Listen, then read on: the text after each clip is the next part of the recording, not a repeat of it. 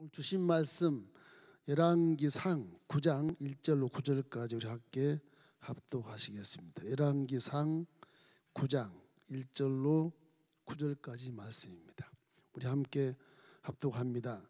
솔로몬이 야훼 성전과 왕궁 건축하기를 마치며 자기가 이루기를 원하던 모든 것을 마친 때에 야훼께서 전에 기브온에서 나타나신 같이 다시 솔로몬에게 나타나사 야훼께서 그에게 이르시되 내 기도와 내가 내 앞에서 간구한 바를 내가 들었은즉 나는 내가 건축한 이 성전을 거룩하게 구별하여 내 이름을 영원히 그곳에 두며 내 눈길과 내 마음이 항상 거기 있으리니 내가 만일 내 아버지 다윗이 행한같이 마음을 온전히 하고 바르게 하여 내 앞에서 행하며 내가 내게 명령한 대로 온갖 일에 순종하여 내 법도와 율례를 지키면 내가 내 아버지 다윗에게 말하기를 이스라엘의 왕에 오를 사람이 내게서 끊어지지 아니하리라 한 대로 내 이스라엘의 왕위를 영원히 경고하게 하리니와 만일 너희나 너희의 자손이 아주 돌아서서 나를 따르지 아니하며 내가 너희 앞에 둔 나의 계명과 법도를 지키지 아니하고 가서 다른 신을 섬겨 그것을 경배하면 내가 이스라엘을 내가 그들에게 준 땅에서 끊어버릴 것이요 내 이름을 위하여 내가 거룩하게 구별한 이 성전이라도 내 앞에서 던져버리니 이스라엘은 모든 민족 가운데서 속담거리와 이야기거리가 될 것이며 이 성전이 높을지라도 지나가는 자마다 놀라며 비웃어 이르되 야훼께서 묻은 까닭으로 이 땅과 이 성전에 이같이 행하셨는고 하면 대답하기를 그들이 그들의 조상들을 애굽 땅에서 인도하여 내신 그들의 하나님 야훼를 버리고 다른 신을 따라가서 그를 경배하여 섬김으로 야훼께서 이 모든 재앙을 그들에게 내리심이라 하리라 하셨더라. 성전 건축에 대해서 굉장히 이렇게 많은 장을 할애해서 중요성을 우리에게 가르쳐주고 있습니다. 오늘 성전 이제 마지막 봉헌까지 나가는데 이제 9장 끝까지 나가면 이제 성전은 끝날 것 같습니다. 오늘 388강째인데 성막과 성전의 의미를 잠깐 상고해 보도록 그렇게 하겠습니다.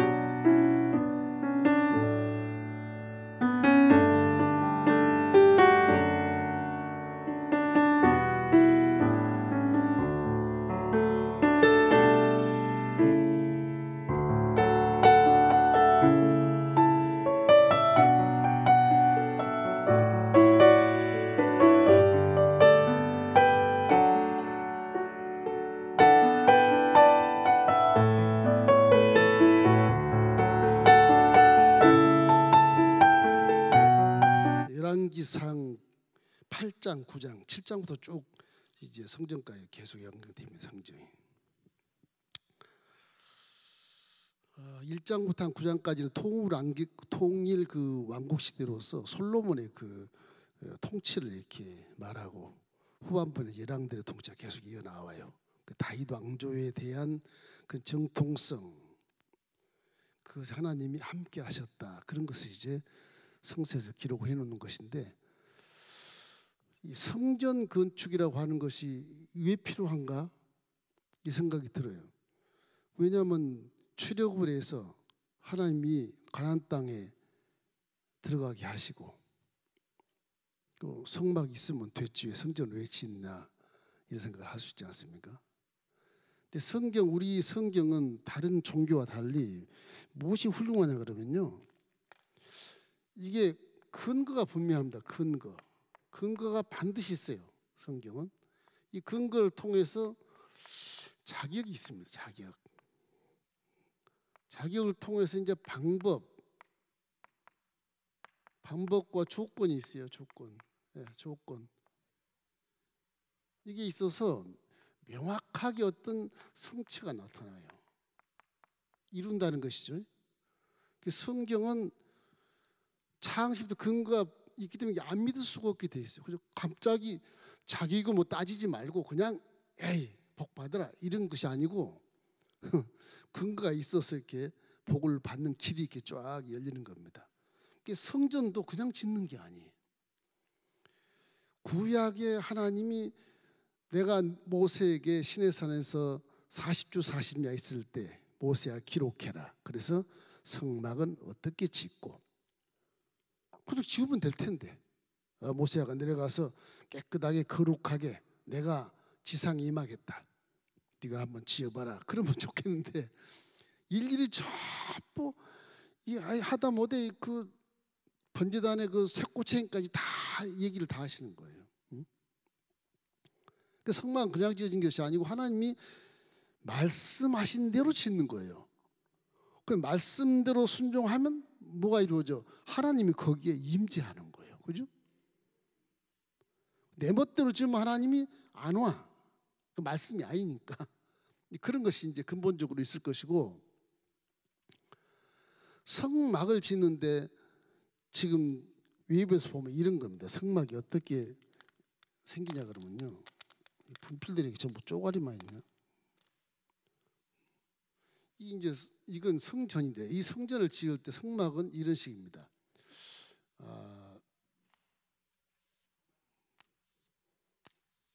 성막이니까 텐트인데 이 위에는 평평해요.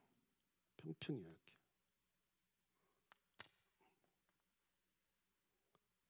평평해 위에는 이렇게. 평평해서 막이 그렇게 돼요.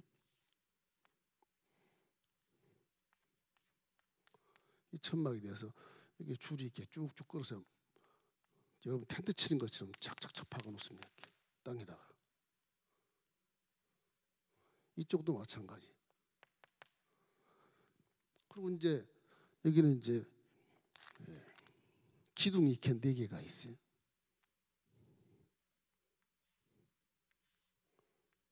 좀 커지는데 이렇게 4개가 이렇게 있어요. 금기둥이에요. 금기둥. 밑에는 다 받침이 놋입니다. 놋. 이게 받침이 다 이제 놋이고요. 놋받침이에요. 그리고 위에는 은이에요. 은. 다 이게 의미가 하나님께 이제 명령하신 거예요. 은으로 이렇게 다 이렇게 기둥 위에 받침은 또 은이에요. 이렇게. 이 가운데 이제 휘장을 통해서 들어가면 안에 이제 성소가 있죠. 이게 이제 휘장. 이 휘장이 뭐냐고 하면 커튼이에요. 커튼이 써 있어요. 그 제사장이 들어가는 것인데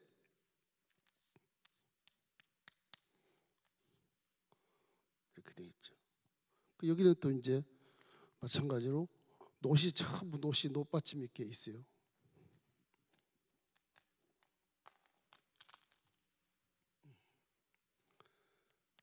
이 받침이 다 이렇게 의미가 다 있거든요. 다.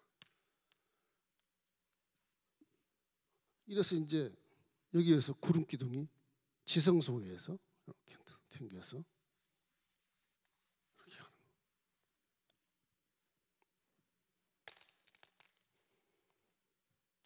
불이 이렇게 나는데도 불이 안 나는 거예요. 그래서 구름 기둥이 옮기면 다 이제 옮기는 대로 이제 이스라엘 백성들이 이렇게 옮기거든요. 움직이거든.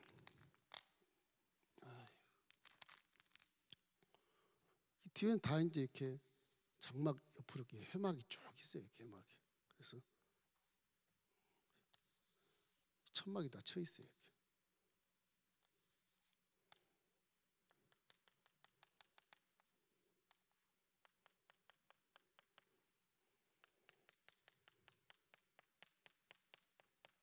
이게 이제 문이고 5개 정도. 이게 전부 이제 이런 천막들이 이렇게 있는데 이게 광야거든요. 광야거든. 광야인데 이게 천막이 이렇게 떨어지지도 않고 어떻게 그냥 몇천 년을 몇십 년을 버티나 이게 궁금하잖아요. 근데 다 버텨왔거든요. 신기하게 바람이 부는 광야인데도 참 이해할 수 없는 일들이 많이 있다. 그래서 또 밖에도 참 이렇게 말뚝을 박아가지고 전부 말뚝 박아서 이렇게 합니다.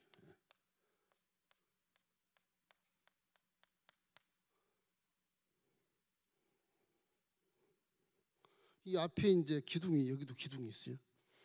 이 기둥들이 이렇게 있어요. 이건 다 노시예요. 기둥이 다 노시예요. 여기는 금인데 전부 노시예요. 바탕은 전부 또 노시예요. 다. 이 죄를 경계를 하는 거예요. 죄의 경계.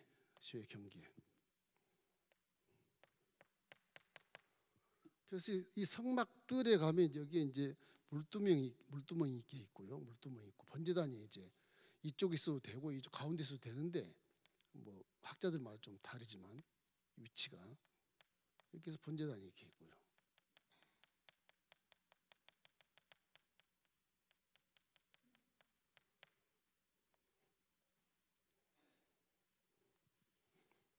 그래서 이제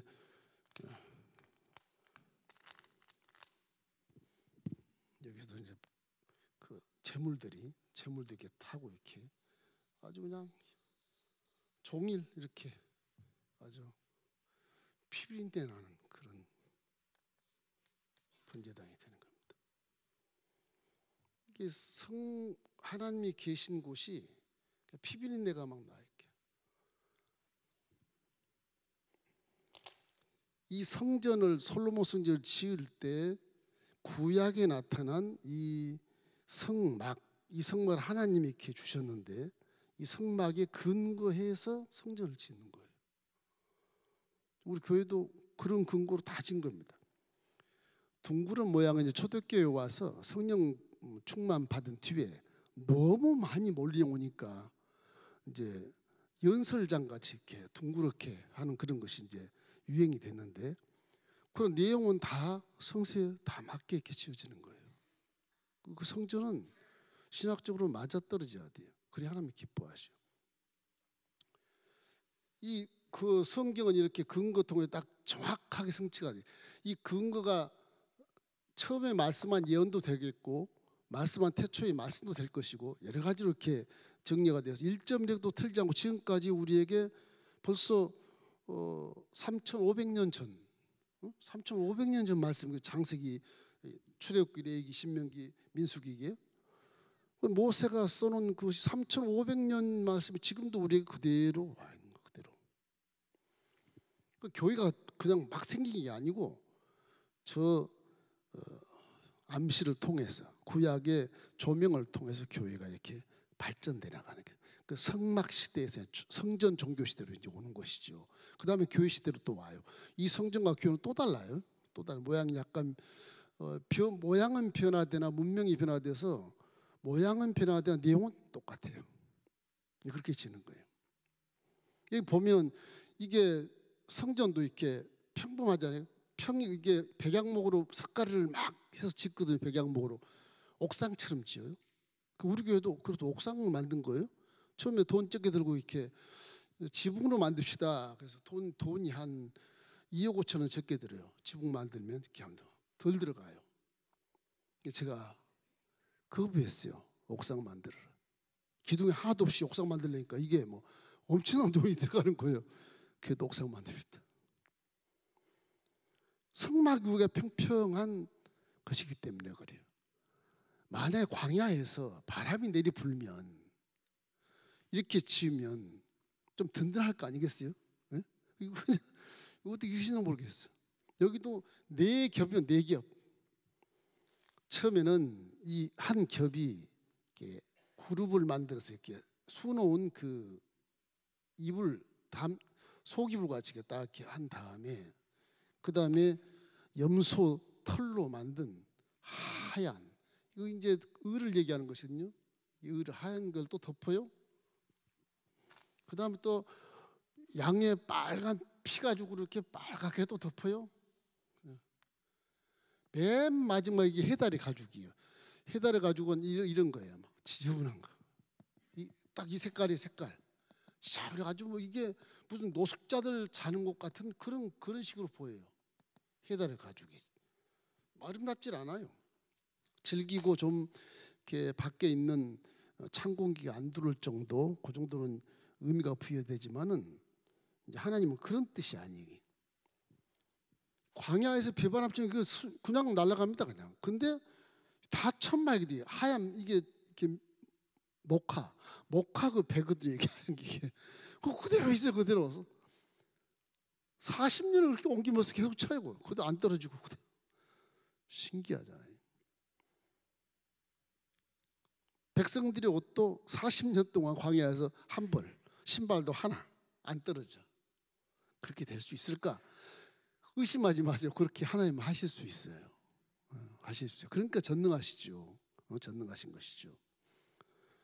이렇게 이런 그 성전을 지을 때 저거를 이제 기점으로 해서 이제 하는데, 이 성막을 따라서 기도하는 곳이 이제 없잖아요. 물론 동서남북에서 다 기도를 하고 이제 이 성막을 따라서 이제 이주하면서 이렇게 200만이 쫙 텐트를 치면서 사는데, 솔로몬 시대 와서는 성전 지을 때 여기다 다락방을 만들어. 기도실.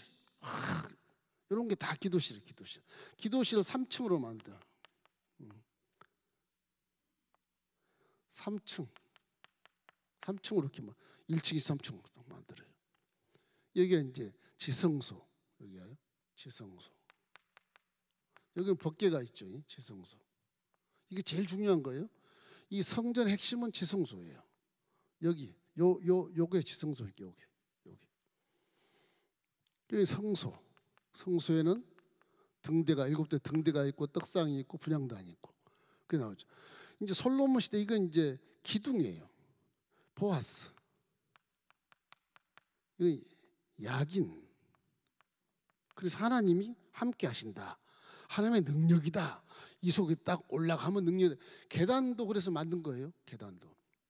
이 고고학적으로 보면 책들에게 계단 빠진 솔로몬 성전은 몰라서 그런 거예요. 계단을 만든 겁니다. 계단을 밟고 하나님 앞에 올라가는 거예요. 이렇게. 그래서 우리 교회 지을 때 계단을 일부러 만든 겁니다. 이렇게 아름답게 옆으로 쫙 이렇게 올라가는 성전 올라가는 거예요. 요즘 엘리베이터 타고 올라가지만 이 성전 이렇게 계단 타고 올라가는 거 원래가 그렇게 돼 있어요. 물두멍. 이스라엘 전체 백성들이 다 후손까지 다 믿어야 되니까 이 손 씻는 것이 굉장히 그거를. 그래서 물두멍이 양옆에 5개씩 10개를 쫙 깔아. 그다음 맨 가운데 물두멍 큰 걸 하나 해놓고 바다라 그래. 원래 그 이스라엘은 중도지 물이 귀하니까 좀 큰 다라에 물을 넣으면 우와 바다다 그래. 바다. 갈릴리오스도 호수인데 막 크다고 바다라 그러잖아요. 그건 다 바다라 그래. 바다. 물이 귀하니까. 물이 그렇게 귀해요. 그래서 냉수 1그릇 떠준 것도 굉장한 착한 일이에요. 착한 일. 그 문화 자체가 그래요. 번제단이 이 앞에 있는 것도 있고 이쪽에 있는 것도 있고 그래요. 원래는 이쪽에 있지만 솔로몬이 앞에 딱 그려놔요. 번제단을. 여기서 회개하고 계단을 타고 성소로 올라가라. 그런 의미예요. 옆에 있지 않아요. 여기가 있어요. 이 성전을 짓는 것이 그냥 건축과 그냥 짓는 것이 아니고 기도에서 설계도를 통해서 이 설계도가 과연 구약에 하나님이 명하신 성소와 내용이 같느냐 최대한 맞춰서 그림을 그려놓은 것이다. 우리 교회도 그림을 그렇게 그려서 제가 기도하면서 그린 거예요. 가능하면 100%는 아니겠지만 내용은 다 맞추자. 그런 것이거든. 성막과 성전의 이것은 출애굽기에서 이렇게 성막으로 갔던 성막 시대는 하나님이 명령해서 이렇게 지은 것이 모세가 지은 것이고, 또 솔로몬 성전은 기도해서 아버지가 하나님 성전을 짓겠다고 하니까 하나님 짓지 마. 넌 피를 많이 해서 안 된다. 그러니 아들에게 내가 짓게 하마. 그래서 솔로몬 이름도 솔로몬을 지은 이유가 그런 데 있는 것. 하나님께서 평강이라. 하나님 마음을 얘기하는 거예요. 평강. 하나님 마음을 갖는 자가 지어야 된다. 그런 뜻입니다. 그래서 지금도 하나님은 우리 몸을 성전성하고 계시는데 지금 이동하는 성전, 이게 지금 이동하잖아요. 이동. 요거는 구름 따라서 이동하는 이동 성전이잖아요. 성전 이동해. 요거는 그냥 고정이에요. 고정. 딱 고정이 돼 있어요. 이제 상황이 좀 다르죠. 그러니까 광야 때는 이동하면서 이렇게 살아요. 지금 우리가 너희 몸이 성전이다. 여러분은 광야에 살고 있어요. 지금 마귀 영역 속에서 이게 참 먹고 있고 마신 것 때문에 죄의를 삼고 살아가는 그 무지막지한 그 마귀의 활동에서 서로가 생존 경쟁에 피나는 혈전에 살아가는 광야에 살고 있는 겁니다. 우리의 가나안 땅 어디냐? 천국이. 이 광야에 살 때는 내 몸이 움직이면서 성전 이동하는 성전이야. 지금 성막 성전이야. 거의 교회 시대지만 성막 성전이야. 그 성막 성전 다시 표현하면 내 안에 성령이 계시니까 성령 시대다. 그렇죠? 성령 시대. 우리 움직이는 교회라고 하는 것은 움직이는 성전들이 함께 모여서 믿는 자들, 부름 받은 자들이 함께 모이게 한 것이 이제 예수님이신데 그것이 바로 교회. 그렇게 돼요. 솔로몬 성전은 여기 예루살렘에만 와야 하나님을 만나. 여기 언약궤가 있어서 그래. 언약궤가 딱 한 군데밖에 없거든요. 언약궤가. 오늘 언약궤를 이 시온산에서 예루살렘으로 옮겨요. 시온산과 예루살렘 거기예요. 시온산은 이 예루살렘의 남서부 쪽에 있는데 예루살렘 이거 그래야 되나? 이런 식이에요. 여기가 예전에 성막이 휴장이 있던 시온이에요. 시온산. 그래서 이게 서쪽입니다. 이쪽 서쪽. 이쪽 남쪽이고요. 이쪽 북쪽이겠죠. 동쪽이고. 이게 예루살렘이에요. 예루살렘. 여기에 성전을 지어요. 여기가 이제 예루살렘이에요. 지금 성주로 가면 시온산에 이제 마가다락방 얘기가 있어요. 마가다락방이 여기가 있어요. 예루살렘은 성전이 이렇게 있고 여기는 가면 돔이 이렇게 둥그런 돔도 있고요. 그래서 이제 이슬람 교도들과 함께 대치하고 이렇게 있어요. 지금 막 테러 있지 않습니까? 이스라엘은 참 불쌍한 나라예요. 어떻게 보면요. 그래서 신앙이 좋은데 얼마나 고통이 심한 나라인지 그게 아마 지금도 제 생각에는 우리 신앙인들에게 이스라엘을 봐라. 인생은 그런 거란다. 그걸 가르치는 것 같아요. 이스라엘은. 한 2만 번의 침략을 받은 나라니까 전부 여자까지 다 국방부를 다 합니다. 우리나라보다 훨씬 잘 살아요. 근데 또 외모로 보면 못 살게 보여요. 그래서 거기에 막 핵무기, 무기, 강원도보다 좀 더 큰데 거기가 그렇게 해놓으니까 강대국이 그 나라를 잡아먹을 수가 없어요. 얼마나 결단력이 좋고 신앙이 좋은지 죽으면 죽으리라 그런 거라서 이길 수가 없어요.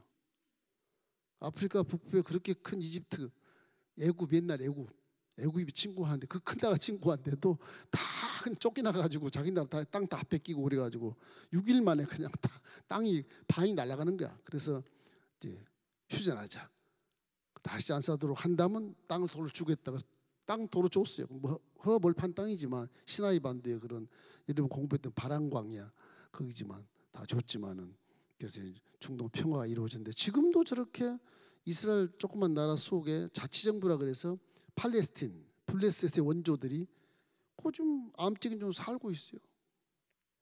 지금도 그들은 아브라함 족속과 이삭과 이스마엘이 싸우고 있는 거기는 지금도 야곱과 에서가 싸우고 있는 것이고 그래요. 이스라엘은 진짜 불안한 나라. 인생이 그런 거란다. 지금도 가르치는 것 같아요. 성서에서께 왜 예수님이 거기 태어났을까에 대한 이유를 우리에게 이렇게 설명해 주는 것 같은 느낌이 드는 것입니다.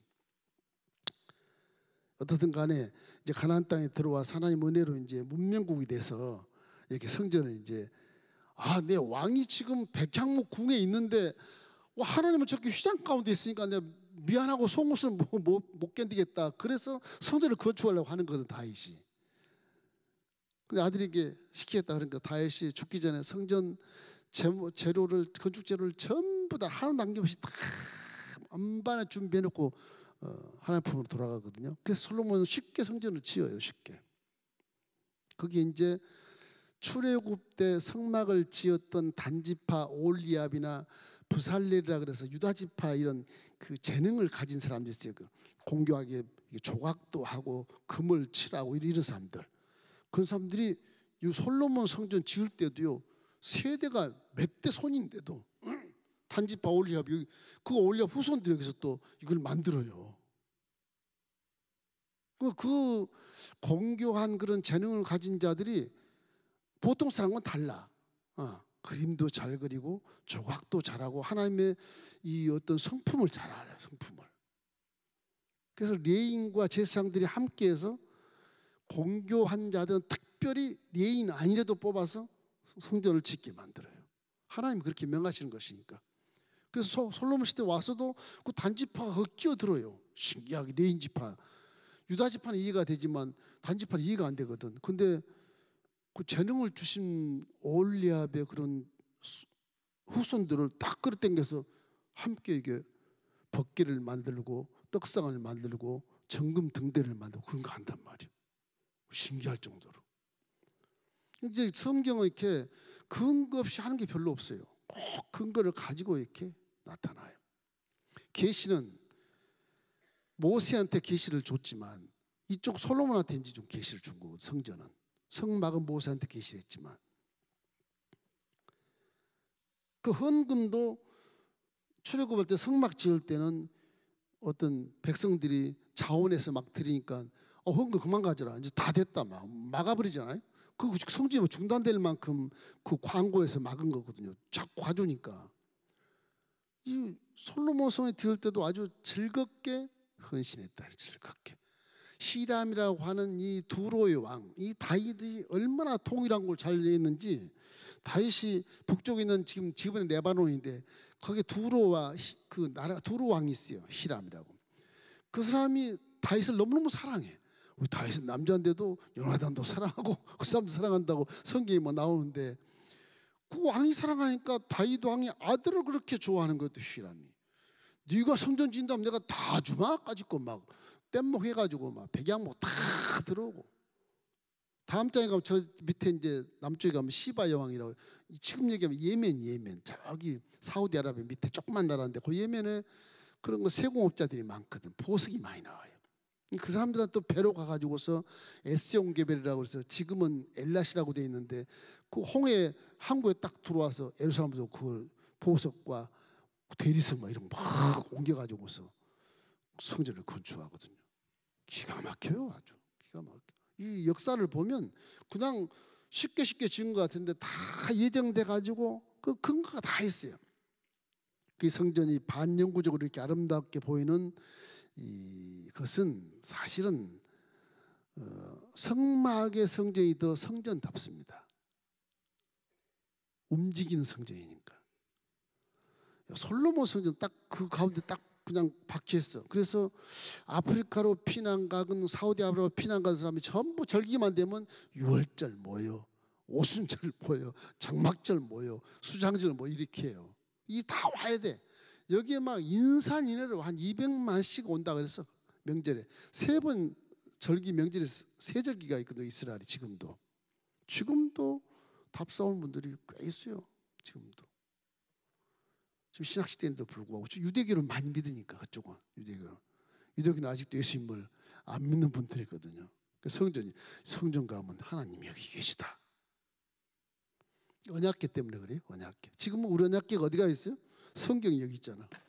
여러분도 갖고 있고 나도 갖고 있고, 우리가 이거 갖고 움직이는 성전이 되는 성전이. 나를 만난 자 하나님 만나는 거예요. 응? 만나는 거예요. 그런 시대에 살고 있는 거예요. 이것이 예수님 오시고 나서 엄청난 변화가 와서 이제는 성전에도 하나님이 임재하시지만 여러분 한 사람에게도 하나님이 임재하는 성전이라는 것을 마음에 확실히 깨닫기를 주의 이름으로 축원합니다. 이걸 영적으로 마귀는 인정을 해요.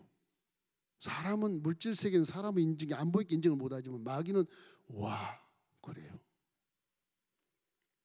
그 마귀 무서워하지 마세요. 머리 긴 귀신 칼 물고 있는 거 절대 무서워할 필요 없어. 날 보고 지가 도망가게 돼 있는 거예요. 역대하 2장 6절 한번 읽어볼까요? 역대하 2장 6절.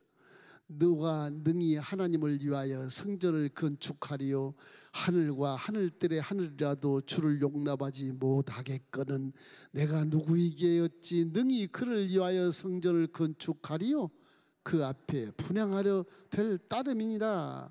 내가 하나님께 와서 분향할 따름인데 어떻게 하나님이 계시는 성전을 짓겠냐는 거예요. 솔로몬이 어떻게 짓겠냐. 그런 그 기도문에서 보면 자기의 겸손함과 이런 것을 생각할 수가 있어요. 이래서 우리 하나님이 어떤 신보다 뛰어나는 유일신이기 때문에 그 하늘이라도 우리가 지은 어떤 온 우주라도 그분을 담을 수 없구나. 이 솔로몬도 참 다윗을 닮아서 진짜 신앙이 아름다워요. 와, 이 왕인데도 왕이면 그냥 권위가 있잖아요. 하나님처럼 행세할 수도 있고, 그죠? 우리 같으면 하나님처럼 행세할까 아마. 근데 이 솔로몬은 그러지 않았다. 그래서 낙성식에 하나님이 탁 나타나시죠. 역대하 7장 12절.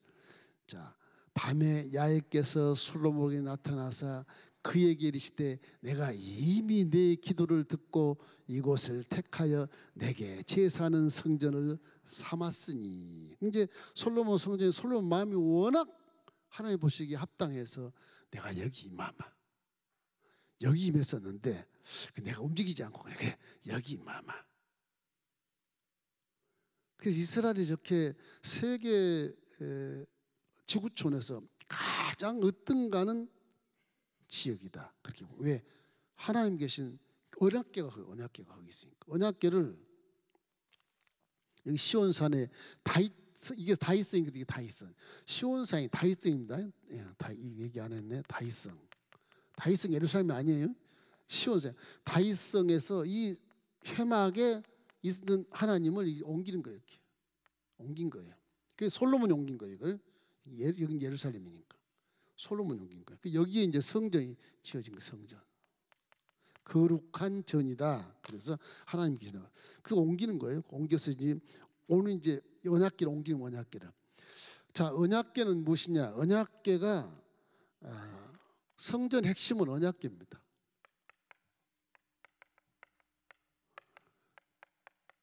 핵심은 중심이란 말이에요. 핵심은 언약궤. 언약궤, 뭐 법궤 그렇기도 하고 그래요. 법궤, 증거궤 그렇게도 부르고요. 여러 가지 있어요. 이 언약궤가 성전에 들어가면 여기에만 하나님이 딱 계시는 거예요. 근데 이 성전 구조를 보면 틀린 게 이 보아스, 요 두 기둥이 이게 없던 게 나와요. 없던 게 이게. 없던 게 나와요. 성막이 없던 게 나와요. 이게 두 기둥이 야긴 포아스. 그래서 하나님은 여기 계시다. 하나님의 능력이다. 그래서 그 성전에 하나님이 계시고 능력을 행사한다. 그런 것을 솔로몬이 기둥을 딱 앞에 세워서 이 계단을 착착착착 올라오게 만들어요. 그리고 나서 성전 들어가는 거예요. 이 기둥까지는 구약이 없는 거예요. 근데 이것을 솔로몬이 아버지 함께 믿었던 하나님이 여기도 계시고 능력도 계시고 그 우리나라를 이렇게 통일하고 시키셨다. 그래서 그 하나님을 경외하기 위해서 이렇게 놋기둥을 써요. 놋기둥은 뭐냐면 죄가 성전 앞에서 사해진다 그런 뜻이에요. 예? 이것이 나중에 피로 나요. 그러니까 이 성전 솔로몬 성전에서도 가장 강조한 게 뭐냐? 피예요. 피. 이 번제단, 요 번제단에서 피를 흘려야 들어갈 수 있으니까. 예. 하나님 만날 수 있으니까. 피를 굉장히 강조해요. 피. 그 다음에 하나님의 불을 강조해요. 불과 피. 이래서 저것이 나중에 예수 그리스도를 통해서 이 성전에 휘장이 있거든요. 지성소하고 성소 사이에 이렇게 휘장이 있습니다. 휘장이. 요 문짝인데 이렇게 휘장이 이렇게 가려 있어요. 휘장이. 이 조그만 거 이제 분향단이고 이렇게. 제가 지붕을 뜯어서 이렇게 그린 거예요. 잘 모르겠나 모르겠. 지붕을 뜯어서 내가 이렇게 만든 거예요. 이 속이가 이렇게 있는데 전부 금빛이에요. 여긴 다 금이에요. 금. 얼마나 금이 많이 들어갔는지 전부 다 금이 바짝바짝바짝 해여기다. 환해요. 이게 이런 모습이 아니고 아예 그냥 환해요. 금으로 이렇게. 이 성소가 다 환해요. 휘장이 있고 이 시성도 환해요. 금이니까 기이한 빛이라 그래.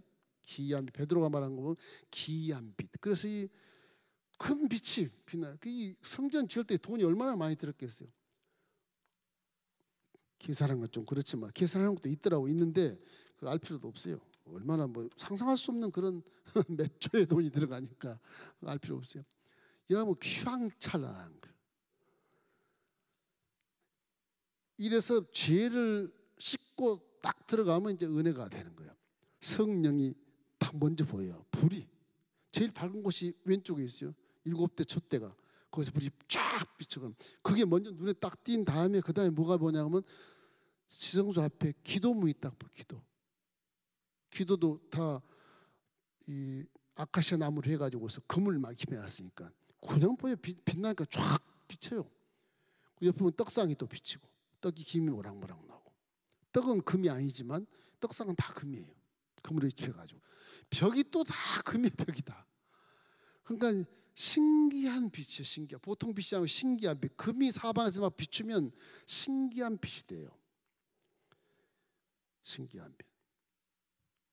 그래서 이 성전에서 강조하는 건 불과 피, 제물, 이 번제단의 제물, 요 피를 가지고 와야 들어갈 수 있거든 이게.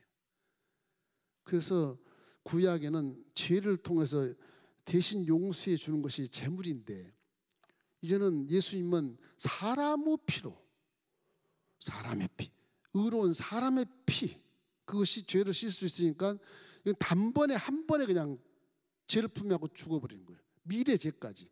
그러면 이제 예수의 이름만 부르면 예수의 피가 효력이 돼서 죄가 용서가 되는 거예요. 예전에 짐승을 했지만 짐승은 영혼이 없거든요.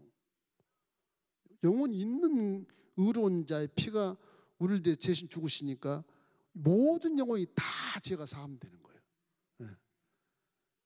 왜 신님께 피를 좋아할까? 그럴지 모르겠으나 이 죄라는 것이 사망을 낳기 때문에 그렇거든요.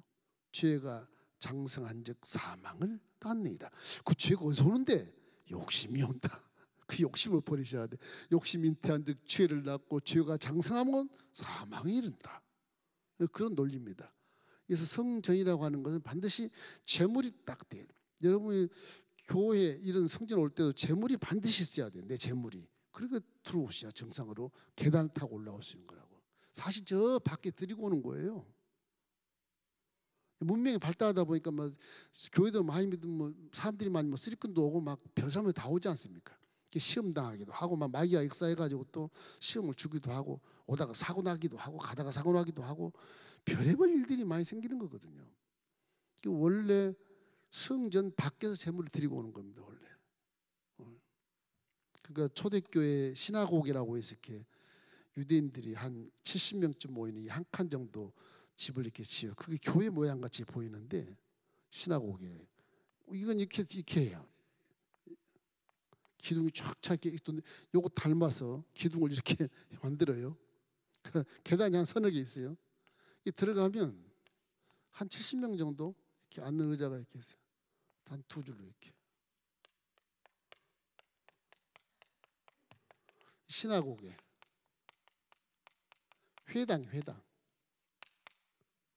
회당을 얘기하는 거예요. 여기 회당장이 있고 그래요. 회당장 장로님이 계시고 말씀 증거하신 분이 오시면 전문가가 말씀을 좀 해주십시오. 그렇게 해서 그 장로님이 사회를 다 봐 이렇게. 그리고 말씀이 거기 두루마리 말씀이 딱 있어요. 이게 이제 예수님이 오시고 나서 이게 십자가 딱 교회 모습이잖아요. 교회 모습. 교회 모습. 그런데 시나고게는 십자가가 없어요. 아직 예수님이 안 와가지고. 이 초대교회 이제 이런 게 로마 제국 때문에 막 핍박을 받아서 저 사우디아라비아나 아프리카 북부 이집트나 뭐 이쪽 터키나 그리스나 요르단, 시리아로 막 피난 갔던 사람들이 10명만 모이면 저 교회를 하나 개척을 해요. 건축을 해요. 그 정도로 신앙이 좋아. 그 정도로 10명만 모이면 건축해요. 근데 교회 역사가 성막의 종교 시대에서 성전의 종교 시대로 오고 회당 종교 시대가 또 와요. 이 회당 종교 시대. 그 다음에 이제 교회가 와요.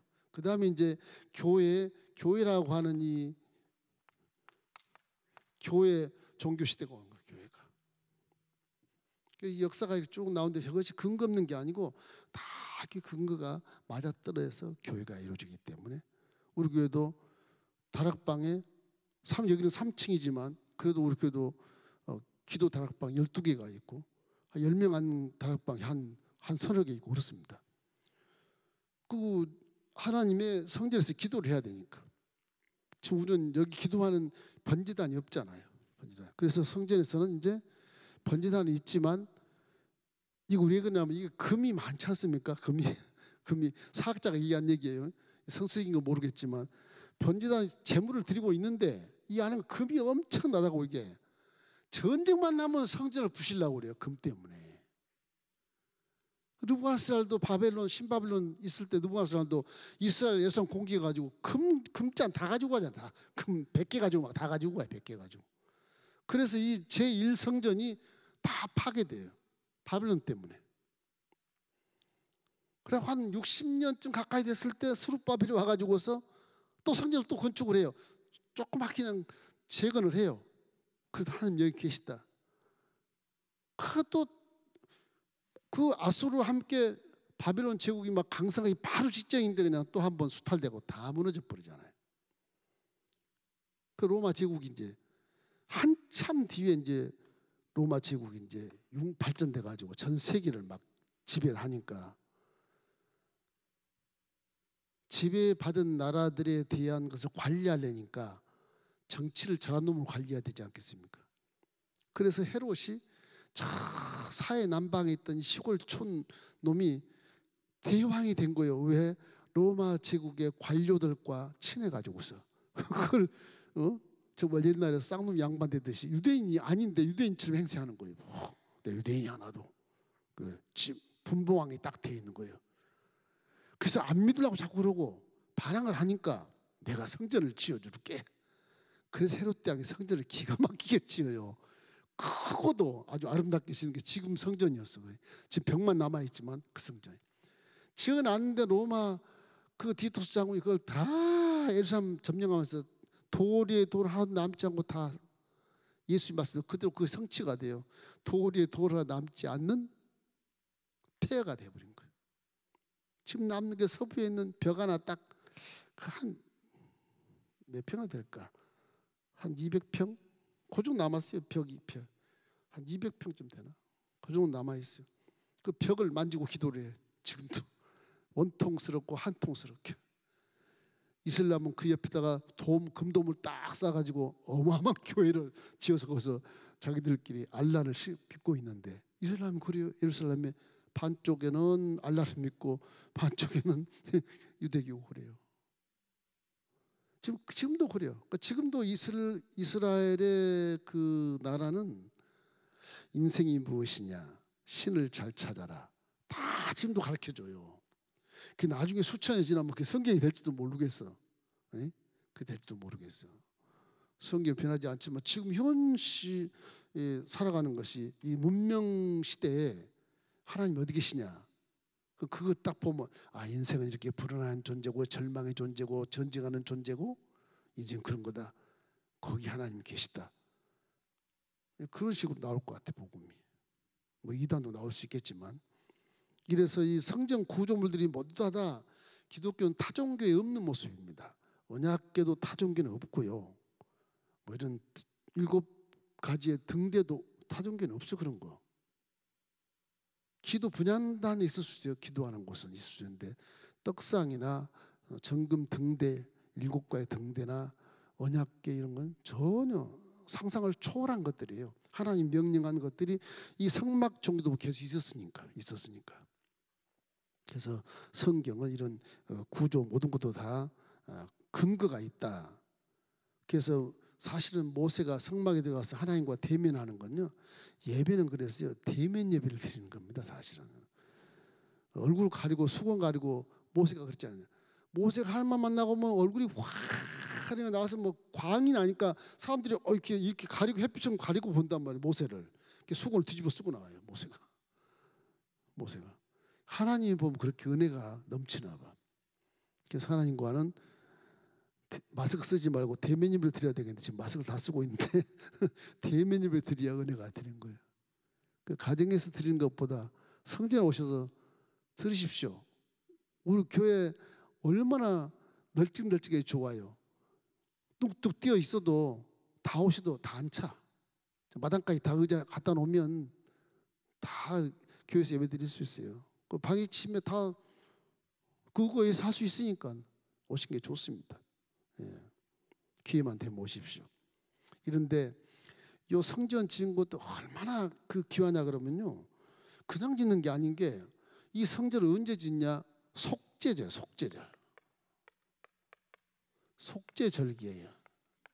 속죄절기에 지어요. 신기하죠?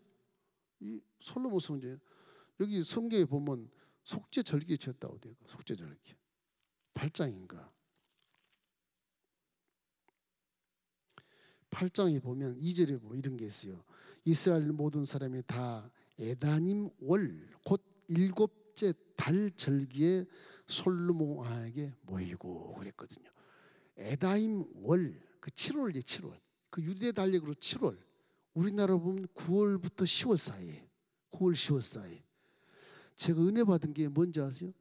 이거 처음에 이것도 내 기록은 알았어요. 알아서 이제 그게 되겠나, 그게 절기가 맞겠나 싶었는데 저희 교회가 9월 말에 복원을 했어요. 딱 속죄절기에 이게. 신기해요 그게. 그 절기를 맞추기 위해서 계획은 했지만 이렇게 딱 맞을 수가 없어요. 2014년 9월 30일에 봉헌 예배를 드린 거예요. 속죄절기에 딱 드린 거예요. 여기 에다이모르라는 게 그 월을 7월을 얘기하는, 속죄일이 7월 10일이거든요. 10일. 7월 10일. 그거 얼마나 은혜인지 몰라요. 이게 지어놓고 나니까 봉헌한다 그래서 막 눈물이 나오더라고. 이거 어떻게 이렇게 절기까지 맞춰주시나 싶은 게 너무너무 감사했어서 그때. 지금 얘기 드리는 겁니다. 이게 이 성전이란 게 그냥 아무나 짓는 것도 아니고 그냥 짓는 것도 아니고 하나님이 다 이렇게 인도하셔서 척척척척 근거에 맞게 이렇게 지으신다고요. 그런 걸 보면 분명히 우리 순복음교회 성전에는 하나님이 계시구나. 우리 확실히 믿게 되는 거 확실히. 제가 기둥 팻말에다 글 써놨어. 반석에 세운 교회 영원하여라. 나는 천국 갈 테니까 영원해라. 그렇게 지어놓은 거예요. 그렇게 썼습니다 제가. 예수님이 십자가의 죽으심으로 이 지성소와 요 성소의 사이 요 휘장이 반으로 쫙 갈라지는 거예요. 이게 반으로 십자가 통해서 갈라지는. 그 여기 이제 금빛 쫙 비치면서 하나님이 성소로 나오는 거예요. 여기 제사장들이 앉아 있는 이 성소로 나오는 거예요. 저 휘장이 나중에 성취될 때 위에서 아래로 쫙 찢어서 하나님이 직접 이제 내가 아가페로 나오는 거. 아가페. 하나님이 이처럼 사랑하사 그러면 하나님이 예수의 피로 찢어서 이제 하나님 내 자식 찾으러 가는 나오는 거예요. 나오는 거예요. 그래서 저것도 지금 열려 있는 겁니다. 예수의 피가 쭉 흐르는 것이 지금 그런 의미예요. 그 휘장은 아예 없어. 걷어버렸어. 찢어졌으니까. 그것이 이제 교회의 이런 상징적인 모든 그 구조물들이 다 성서적으로 이유가 있다는 사실을 여러분이 알게 되시기를 주의 이름으로 축원합니다. 여러분 저희 개척교회 가면 성전 이렇게 십자가 딱 걸어놓죠. 이게 다 예수님이 휘장이 찢어진 걸 얘기하는 거예요. 이게 찢어진 걸. 여기 하나님이 이제 우리한테 오셨다. 직접 만나러 오셨다. 하나님은 고만리장처럼 계시지 않는다. 지금 우리한테 오셨고 또 내 안에 성전상 구하고 계신다. 하나님은 이제 남이 아니고 아버지 아들이, 아버지와 딸이 되고 그런 거예요. 그 자존심은 회복되고 권세를 주신 거죠. 근거가 분명히 이게 무슨 그냥 만든 게 아니에요. 당연히 그렇게 되는 것이요. 그래서 이거를 믿게 되시기를 주의 이름으로 축원합니다. 그래서 피와 불이 그렇게 우리에게 큰 강조점을 주고 있다. 자, 이 성전 핵심은 언약궤라고. 언약궤. 말씀을 믿는 거죠. 우리가 성막을 믿는 게 아니고 무시라 믿는 거 믿긴 믿겠지만 말씀을 믿는 거예요. 우리가 말씀을. 예? 교회를 믿는 건물을 믿는 게 아니고 말씀을 믿는 거거든요. 말씀. 이래서 요한복음 1장 1절로 3절에 보면 우리 읽을 수 있어요. 태초에 말씀이 계시니라. 이 말씀이 하나님과 함께 계셨으니 이 말씀은 곧 하나님이시니라. 그가 태초에 하나님과 함께 계셨고 만물이 그로 말미암아 지은 바 되었으니 지은 것이 하나도 그 없이는 된 것이 없느니라. 즉 하나님이시거든요. 말씀이 하나님이시에요. 말씀이. 특별계시 성경 말씀이 사실은 하나님이십니다. 하나님. 이 4차원 세계의 하나님을 만날 수 있는 길, 말씀이에요. 말씀에서. 그래서 언약궤가 들어가야 성전이 됩니다. 완공이 돼요. 봉헌도 언약궤가 들어와야 완공식을 낙성식을 할 수가 있어요. 그 솔로몬이 지어놓고 언약궤를 여기 시온산에서 이리 옮긴 다음에 이제 낙성식을 해요. 봉헌식, 낙성식 이렇게 하는 거예요. 중공식이라고 해도 괜찮죠. 낙성, 그래서 하나님께 영광을 돌리는 그런 일을 하게 되는 것입니다. 그래서 이 봉헌의 핵심은 언약궤를 성전으로 옮기는 것이다. 그걸 우리가 알 수 있고요. 이 언약궤 옮길 때 솔로몬은 아버지가 옮길 때 실수한 걸 봤거든. 응? 언약궤를 옮길 때 막 우싸가 죽고 난리가 났지 않습니까? 소가 막 뛰고 그러는 바람에. 근데 그런 실수를 안 저지른 거예요. 솔로몬이. 아주 지혜로우니까 제사장들 다 부르고 장로들 부르고 해서 이 레인들 불러가지고서 구약대로 하는 거예요. 제사장들 언약궤를 메고 그리고 제사장들 남은 제사장들하고 레인들 전부 성전 기구를 다 들고 오는 거예요. 요 시온산에서 예루살렘으로 다 들고 오는 거예요. 그렇게 해서 안치를 시켜요. 안치를 해놓으십니다. 근데 그 언약궤 여기 보니까 2 돌판뿐이 있더라. 그러면 만나 항아리하고 아론의 쌍난 지팡이는 어디 갔지? 그 사이에 이런 생각이 들지 않습니까? 근거가 없어요. 성경에. 제 생각에는 아론의 쌍난 지팡이 부활을 의미할 수도 있겠지만 만나 항아리 일용할 양식을 의미할 수 있겠죠. 나중에 신학에 오면 예수님이 오시기 때문에 언약궤도 필요 없어. 언약궤도 예수님이 오시기 때문에 신학적인 역사학으로 공부해 보면 말씀이 육신이 되어 오셨는데 언약궤가 필요 없는 그 얘기예요. 그죠? 부활이 필요 없는 거예요. 부활하는데 먹고 입고 일용할 양식을 주시는데 뭐 필요 없는 거예요. 천도하시는 그냥 이 지상에 왕림해 버리는데 이 언약궤 필요 없는 거지. 직접 오셨는데 육신으로 그런 개념이 생기는 겁니다. 이 언약궤 2 돌판은 이제 모세가 3,500년 전에 시내산에서 이렇게 돌로 받은 거를 그 언약궤에 넣으라 그래서 거기 넣어서 이제 계속 영원토록 보관해라 그렇게 한 것이거든요. 근데 전쟁이 많고 그러다 보니까 그 광야 40년을 지나올 때도 언약궤가 계속 짊어지고 왔었는데 가나안 땅에 들어와서 블레셋과 전쟁을 얼마나 많이 해요. 한 번은 언약궤를 뺏겨가지고 블레셋 지역에 막 새 도시를 돌다가 할 수 없이 막 그냥 독종이 생기고 다곤 시장이 무너뜨리고 그러니까 이스라엘로 보내지 않습니까? 이스라엘로 보내요. 베세메스로 보내지 않습니까? 그때 아마 아론의 쌍난 지팡이나 항아리가 깨져서 없었나 이런 추측을 할 수는 있지만 그 근거가 없고요. 이 솔로몬 시대 성전에는 언약궤가 있었는데 2 돌판만 있었다. 그건 성경에 이제 기록되고 있는 것입니다. 출애굽기 16장 33절 우리 한번 읽어볼까요? 또 모세가 아론에게 이르되 항아리를 가져다가 그 속에 만나 한 오멜을 담아 야훼 앞에 두어 너희 대대로 간수하라. 그렇게 명령을 해서 이제 거기 담아놓은 것이 있는데 또 어떤 구절에 보면 증거 앞으로 가져다 놔라. 아론의 쌍난 지팡이를 증거 앞에 놔라. 안에 넣어라. 그런 말이 없어. 앞에 갖다 놔라. 그렇게 돼 있어요. 이런 걸 또 통해서 신학자들이 궤 안에는 말씀만 들어간 거 아니냐? 이렇게 이제 질문하시는 분도 계세요. 어떻든 간에 증거 궤 안에 법궤 안에 있는 3가지는 사실은 기적을 나타낸다는 하나님의 전능성을 많이 강조를 하는데 사실 한편으로는 죄악을 강조하는 죄악. 그 악한 그 인간의 악함을 의미하는 상징이라고 볼 수 있어요. 지팡이는 이 고라 자손의 그 하나님을 폐역했던 리더십에 도전해서 각 두령들 지팡이 다 가지고 와. 성소 앞에 놓자. 그 아론의 쌍난 지팡이 싹이 쫙 났거든. 봐라. 아론의 쌍난 지팡이. 이 가문이 제사장이 아니냐. 그렇게 하나님이 역사해서 한 것인가. 죽은 지팡이에 싹이 나서 꽃이 펴서 살굴매를 맺었거든요. 12지팡이 중에. 그 하나님 그게 계시를 해서 모세가 그걸 들고 이제 도전하지 마라. 권위에. 이렇게 해서 한 것이거든요. 그러니까 이 죄에 대해서 지팡이가 싹이 난 거예요. 그 인간의 악함을 강조하는 거예요. 사실은 부활이다 그러긴 하는데 맞지만 신약에 왔으니 그것이 맞게 되죠. 신약에 예수님 부활했다. 죽은 지팡이가 살았다.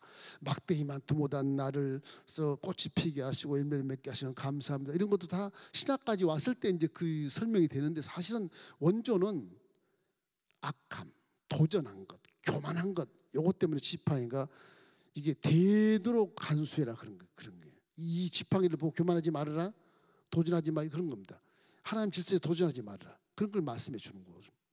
만나 먹는 거잖아요. 먹는 거. 먹을 것 3개 주면 되는데 잘 따르겠다고 그랬어. 40년을 만나를 먹였는데 안 따르는 거야 이게. 날마다 밥을 3끼를 주는데도 말씀을 순종을 안 하는 거예요. 원망하고 불평하고. 계속 40년이 뺑글뺑글 돌게 만들어 버리는 거예요. 이 만나도 사실은 순종을 안 하는 불순종 때문에 만나 때문에 이 만나도 벗게 앞에 놔라. 순종하라는 거 사실은. 일용할 양식을 주님이 다 주신다. 그런 의미가 이제 신약에 와서 있지만 구약까지 보면은 이 만나 항아리도 사람의 악함, 불순종을 말하는 거예요. 사실은. 신약과 구약의 의미가 이렇게 연결은 되지만 해석상의 문제가 생기게 돼요. 두돌판은 말할 것도 없이 십계명이 죄를 짓지 말라. 그 십계명을 준 거 아니겠어요? 응? 그런 거죠. 두돌판이 하나님의 능력이다 그렇게 주는 게 아니거든. 이 돌판의 계명을 잘 지켜라. 전부 인간의 죄, 인간의 악함, 인간의 욕심, 인간의 불순종에 대해서 법계 안에 다 그게 다 들어가 있어요. 사실은. 지금 신약 시대 그렇게 해석을 해야 맞아요. 거기에 이제 조금 한편으로 편견으로 치우치면 아론의 쌍난 지팡이는 부활을 의미하는 것이다. 부활이다. 그렇게 얘기하고 그것도 영적으로 맞는 얘기지만 좀 프로테이로 따지면 희박합니다. 만나 일용할 양식을 주시고 믿기만 하면 복 준다. 그렇게 설명하고 두돌판 말씀이 전능한 능력이다. 그렇게 설명하신 분도 많이 계시죠. 그러나 예수님께서 오시면 지금 법궤 없잖아요. 이 성전에 법궤 없어요. 지금 이스라엘 법궤 없어요. 온 데가 사라져버렸어요. 법궤가. 왜 사라졌을까? 찾아도 못 찾아. 지금 고고학자들이 법궤를 없어요. 어디가 있는지. 그렇게 하나님을 경외하고 말씀에 순종한 이스라엘 백성들이 법궤 날아가면 찾아야 되잖아요.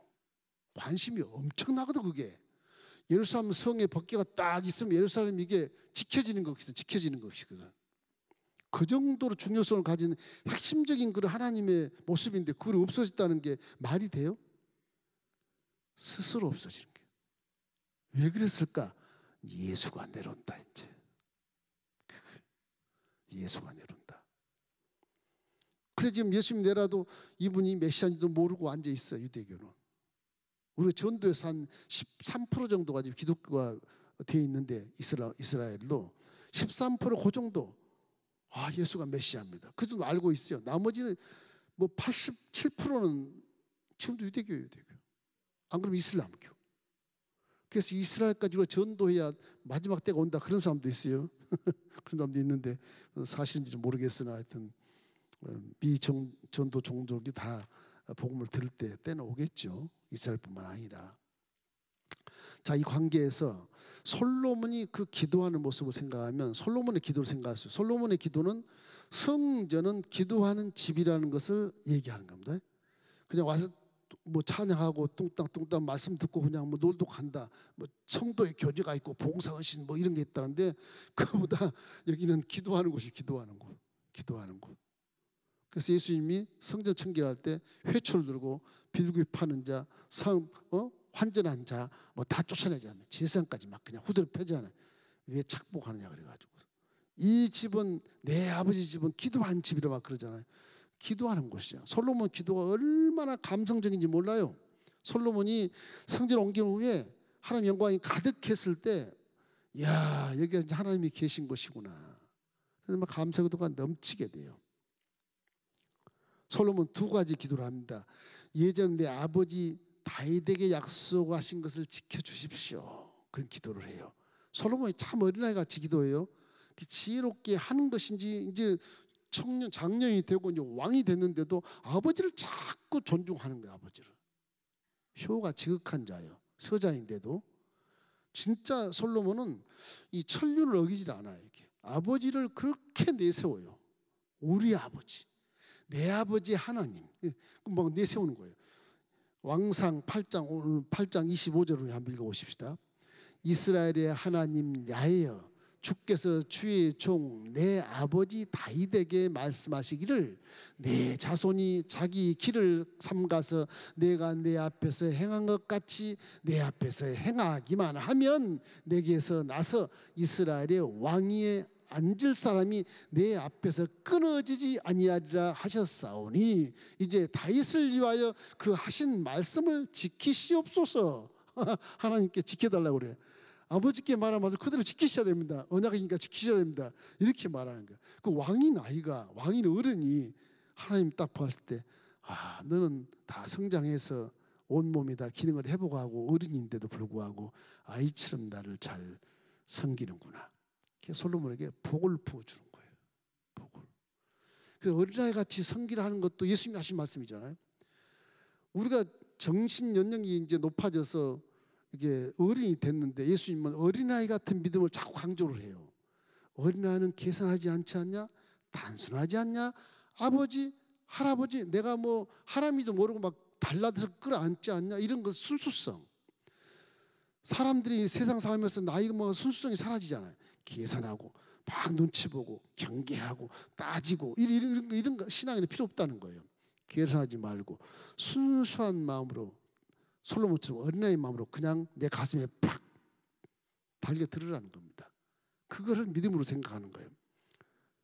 그래서 아버지 다윗에게 약속하게 지켜달라는 그 기도 얼마나 어린아이 같아요. 어른이 창피하지도 않나 왕이? 근데 백성들 앞에 보이는 앞에서 그대로 기도해요. 둘째 하는 건 뭐냐? 종이 백성들이 성전을 향하여 드리는 기도를 응답해 달라는 거예요. 백성들이 이 성전에 하나님이 계시니까 이 성전에 계신 하나님께 향하여 기도하면 죄를 사해 주십시오. 기도하면 복을 주십시오. 특별히 기도한 건 뭐냐? 이분이 참 신기할 만큼이에요. 이방인들이 와서 저 먼데 지방에서 하나님 성전 앞에서 막 와서 이방인들이 기도하면 그 기도 들어주십시오. 그게 특별한 기도, 특별한 기도예요. 이 참 신기한 양반이에요. 그래서 이 이방인들의 기도에 대해서 굉장히 이렇게 관심이 많아요. 왕상 8장 41절 43절 함께 읽어보십시다. 또 주의 백성 이스라엘에 속하지 아니한 자 곧 주의 이름을 위하여 먼 지방에서 온 이방인이라도 그들의 주의 크신 이름과 주의 능한 손과 주의 펴신 팔의 소문을 듣고 와서 이 성전을 향하여 기도하거든 주는 계신 곳 하늘에서 들으시고 이방인이 주께 부르짖는 대로 이루사 땅의 만민이 주의 이름을 알고 주의 백성 이스라엘처럼 경외하게 하시오며 또 내가 건축한 이 성전을 주의 이름으로 일컫는 줄을 알게 하옵소서. 이 구약의 이방에 대한 택한 것이다. 사울에게 말했지만 신약에서 지금 유대인들은요, 우리는 선민이고 니네들은 이방인이야, 안 돼. 그렇게 지금도 그러거든요. 유대인들은 성경 구약을 모르는 거 이 사람들이. 주의 이름을 부른지란 구원 얻으리라. 그 말을 몰라. 구약에 있는 말을 신약 말인 줄 알아. 우리에게는 신약의 사도 바울이 그 국회의장이고 바리새인이고 선생님 그가 랍비가 구약에 능통한 바리새인이 부활한 예수를 만나서 이거 3일 금식하는데 아나니가 목사에게 안수해 주라니까 안 한다 그러잖아요. 저 사람 어떻게 내가 안수합니까? 그때 예수님이 말씀하시라. 저 사울 형제는 내가 이방인을 위해서 전도시키려고 하는 그릇이니라. 안수해라. 너하고 함께 유대인 목회 안 하면 괜찮아. 안수해라. 그래서 하나님 할 수 없이 안수해 준 게 사도 바울이거든요. 그 사울이 바울이 돼서 아나니아보다 훨씬 더 훌륭한 그런 목회자, 신학자, 전도자가 돼버리잖아요. 구약에 다 되는 거예요. 그래서 이 사도 바울이 이걸 들어서 예루살렘 공회에서 말합니다. 구약에 누구든지 예수를 믿으면 구원을 받는다고 그랬다. 터키 사람들 몸에 달한 거 먹고 이단처럼 행동을 해도 예수를 시인하면 형제자매라고 해야지 그걸 왜 따지냐는 거예요. 근데 이제 베드로야 열한지는 따지는 거예요. 할례도 안 받는데 어떻게 그 형제자매를 그럴 수 있어? 이게 율법까지 따지는 거예요. 할례를 안 받았는데 어떻게 형제자매를 부를 수 있냐? 그럼 가서 할례를 시키든지. 그래도 유대인이 아니지 않냐? 서민이 아니지 않냐? 그래, 그것 때문에 논쟁이 벌어져서 이제 1차 종교회의가 초대교회에 생기는 겁니다. 예루살렘에서. 예루살렘에 엄청난 그 사도들이 많잖아요. 바울은 사도도 아니에요, 사실은. 예수님을 직접 보지도 못했어. 부활한 예수만 만나고 나서 이렇게 변한 것이지. 그래서 결국은 이 예루살렘 성전에서 그런 논쟁이 벌어져서 베드로가 좀 도와주고 바나바가 좀 도와주고 야고보가 그때는 대표자였는데 야고보가 그러면 우리가 회의에서 터키 지방에 있는 그 고산 지역에 있는 그 사람들 예수를 주라 믿으면 형제자매로 합시다. 내가 조율하겠어. 그럼 목매달한 거 먹지 말고 사기치지 말고 우상숭배하지 말고 그러면 형제자매로 합시다. 도장을 꽉 찍어가지고 이건 성령이 도장 찍은 것이다. 그래서 공문서를 가지고 네가 전도한 사람들 다 가서 알려줘라. 그렇게 지키라고. 목매달한 거 먹으면 안 돼. 사기치면 안 돼. 우상숭배하면 안 돼. 거짓말하면 안 돼. 그렇게 한 4-5가지를 공문서 써가지고 갖다 줘요. 그럼 우리가 형제자매라고 하겠다. 이방이지만 유대인 내가 형제자매라고 그렇게 하겠다. 그래서 그것이 해결이 된 거예요. 그때부터 이방의 전도가 아주 막 불길처럼 나가서 막 유럽까지 가는 거예요. 이방의 전도가. 그 사도 바울이 엄청난 종입니다. 사실은. 그분이 수제자가 됐었어야 돼요. 어마어마한 그 능력으로 성령의 능력으로 세계를 일깨워 버렸어요. 세계를 일깨웠어요.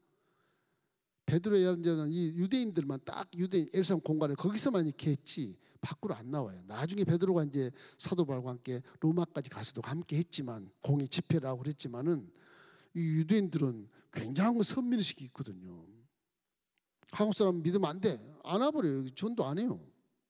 바울이 전도한 거 우리까지 온 거지.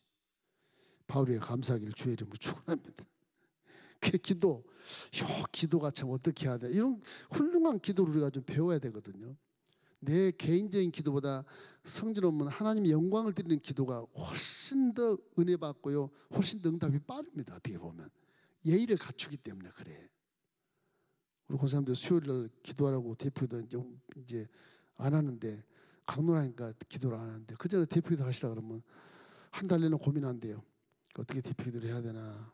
그 대표 이제 글씨를 막 써가지고 그 외워. 내일 수요일인데 오늘 밤 잠 못 자. 그 외우느라고 막 하다. 그럼 기도를 시키면 다 잘하시지만 아버지 하나님 그러고 아휴 말이 안 나오는 그 울어 이제 울어 긴장하게 울어. 그 이제 은혜가 있어서 우시나 보다 그랬더니 이게 이 기도문을 잊어버려 갖고 우는 거예요 지금 보니까. 그 기도란 건 그렇게 잘 안 되는 거예요. 기도는 순수하게 어린아이처럼 해야 되는 거지 막 써갖고 하는 건 몇 번은 되겠지만 그게 하나님이 그 기도를 100% 받으시겠냐. 신령과 진정으로 해야 되거든요. 신령과 진정으로. 여러분 기도는 그냥 내가 못 배웠다 그래서 미사여구 안 붙여도 괜찮아요. 그냥 있는 그대로. 우리 성도님이 기도한 것처럼 지금은 고난이 떠날 때도 됐는데 그러면서 그런 것들 있잖아요. 그렇게 그냥 우습지만 그래도 그런 기도가요 순수한 기도입니다. 그게. 예? 그래도 순수한. 지금 우리나라가 조용할 때도 됐는데 지금 코로나가 갈 때도 됐는데 하나님 좀 쫓아주세요. 그런 기도. 굉장히 순수한 기도. 그런 기도를 주님 받으셔요. 보면 아주 학문적으로 열심히 그 교수들이 만든 건데 그건 교수니까 지 입장에서 자기를 자존심을 세우면서 그렇게 한지 몰라도 그 기도는 하나님이 받으실까 안 받으실까 좀 의심스러울 정도예요. 시간이 없으니까 봉헌식에 대해서 이게 이제 이렇게 솔로몬이 480년이 지난 다음에 성막 종교에서 이제 480년 후에 이제 성전을 짓거든요. 이동하는 성전에서 이제 고정적인 딱 있는 성전, 여기만 하나님이 계시다 이렇게 치우는 것인데 지금 이거 봉헌을 하는데 얼마나 은혜스러운지 몰라. 이게 솔로몬이 보세요, 1,000번째 드린 분이지 않아요? 자, 왕상 8장 63절 우리 한번 읽어봐요. 솔로몬이 화목제 희생 제물을 드렸으니 곧 야훼께 드린 소가 22,000마리요 양이 12만 마리라. 이와 같이 왕과 모든 이스라엘 자손이 야훼 성전의 봉헌식을 행하였는데, 저희가 봉헌할 때는 양도 못 잡고 소도 못 잡고 그랬는데, 와, 이 대단하신 분이라고. 이분이요, 아버지도 대단하지만 이 가문이 대단한가 봐. 1,000번째를 막 들어버리고 아버지가 깜짝 놀랄 정도로 놀라. 솔로몬아, 너 왜 그래요? 누구한테 배웠냐? 아니, 나는 아이라서 이렇게 할 수밖에 없어요. 받으세요. 그러니까 그래, 내가 뭘 줄까? 그렇게 하나님이 먼저 와서 막 그냥 뭘 줄까 막 물어볼 정도로 놀라게 만드니까 솔로몬이 그 심성이 지금도 안 변했어요. 이거 막 20, 이야, 이건 뭐 소가 22,000마리, 양이 12만 마리. 그래서 하나님 솔로몬에게 영광을 받으시고 이것이 참 성전이야, 내가 영원히 있을게, 그렇게 대답하신 거예요. 얼마나 감사해요. 역대하 7장 16절 우리 함께 읽겠습니다. 이는 내가 이미 이 성전을 택하고 거룩하게 하여 내 이름을 여기에 영원히 있게 하였음이라. 내 눈과 내 마음이 항상 여기에 있으리라. 저도 저 말씀을 받았거든요. 항상 여기 있으라, 그 말씀. 이 움직이는 성전에서 고정적인 성전을 한다는 것이 굉장히 위험한 겁니다. 이게 이기적인 것이 어떻게 보면 다윗이 와, 이유는 됐어. 나는 백향목 궁에 있는데 하나님은 휴장 가운데 있어요. 안 되겠어요. 죄송수석이 못 있겠어요. 성전을 짓겠나이다. 그래서 하긴 했지만 신학적으로 따지면 굉장히 이기적이야. 그러면 예루살렘만 하나님이 계시고 나머지는 없냐? 이렇게 성전이 움직여야 다른 나라도 갈 텐데, 그렇지 않겠어요? 구조로 따지면 그렇잖아요. 그런데 저 고정된 성전을 짓는다는 그 마음이 하나님의 마음에 합했기 때문에 짓기 허락한 것이거든요. 하나님 또 하신 말씀이라 그대로 실행하신 것이고, 그렇지 않습니까? 어릴 때 얘기했었으니까. 그래서 솔로몬은 참 복 있는 사람이다. 그래서 명절에 이제 저기 고정된 성전에 순례자들이 끊임없이 오게 되는 거죠. 저것이 이제 기초가 돼가지고 마호메트교도 저 사우디아라비아 메카에 딱 놔두고 일생에 한 번은 가야 돼. 메카를 한국에 있다가도 사우디아라비아 가야 돼. 이슬람교도 거기가 알라가 있으니까 그런 문화가 형성된 거예요. 그 기독교는 발전돼서 우리 몸이 성전이 되어버리고 어디든지 교회를 지으면 거기 하나님이 계시고 성령이 계시고 청소년사가 함께 하신다. 믿습니까? 그렇게 변화가 된 것입니다. 이래서 솔로몬의 성전 봉헌은 교회의 목적이 무엇인가? 구원이다. 어느 나라에 있든지 교회는 하나님 임재하시고 구원의 방주로서 역할을 하는 것이다. 그걸 알게 해주시는 것이고, 나라 민족 열방이 하나님께 예배하기 위해서 교회를 지은 겁니다. 성전을. 하나님 예배를 받기 원하신 분이고, 네 내 피조물이 모르냐? 불신자들, 넌 내가 만든 피조물이야 모르냐? 모르니까 인사도 안 하고 가버리잖아요. 우리 민자를 통해서 전도해서 다 백성이 다 와서 하나님 앞에 와서 무릎을 꿇고 예배하는 것을 위해서 교회가 성전이 세워진다. 이 교회 세워질 때 기도하는 게 기초기도입니다. 이 지역 주민들이 이 교회를 바라보고 다 와서 아버지께 무릎 꿇어 예배하게 하소서. 그거든요. 이 교회 와서 뚱땅 뚱땅 나만 잘 살고 우리끼리만 잘 살고 그런 건 아니에요. 선교와 이런 구원의 구령열을 불타기 위해서 교회가 세워지는 것입니다. 여러분, 항상 우리 마음속에 이러한 근거를 보면 와, 이렇게 뭐 근거가 뭐 거의 다 착착 들어맞지 않습니까? 그건 만든 게 아니거든요. 그러니까 이 성전을 이렇게 성경을 이렇게 읽고 여러분이 믿음을 가질 때 말씀은 그냥 믿고 그냥 순종하는 게 좋아요. 그게 좋아. 신상 이거 따지지 마세요. 그냥 순종해 버려. 그냥 그게 복을 받는 지름길입니다. 할렐루야.